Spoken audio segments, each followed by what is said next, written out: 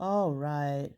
Let's break this down because you're asking a really good question. And honestly, you are not alone. A lot of students find out about dual enrollment from a friend or a cousin or someone on TikTok, not even from their own school, which is kind of wild, but we'll get to that.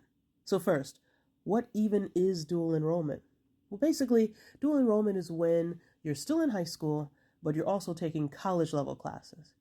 And the best part, you're earning both high school credit and college credit at the same time. So it's like a 2-for-1 deal. One class, double the payoff. That's where the dual part comes from. For example, instead of taking 12th grade English at your high school, you could take English 101 at a local college or online, and that class would count toward your high school graduation and go on a real college transcript. It's not like AP where you have to pass a big exam at the end.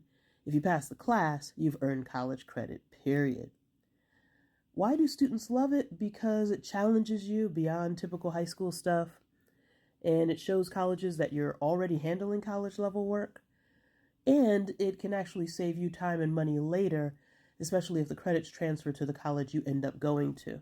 Now, let's talk about that second part of your question. You asked, why didn't my school tell me about this? Yeah, that's a valid frustration. Some schools do an awesome job advertising dual enrollment, others not so much.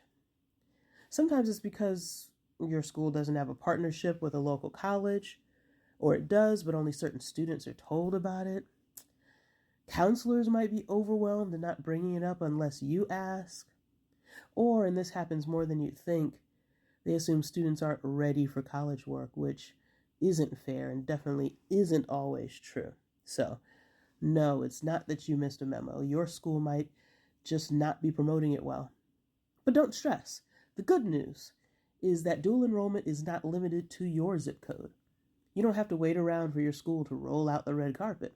Some colleges, especially community colleges and state universities, let high school students from anywhere sign up, especially for online or summer classes.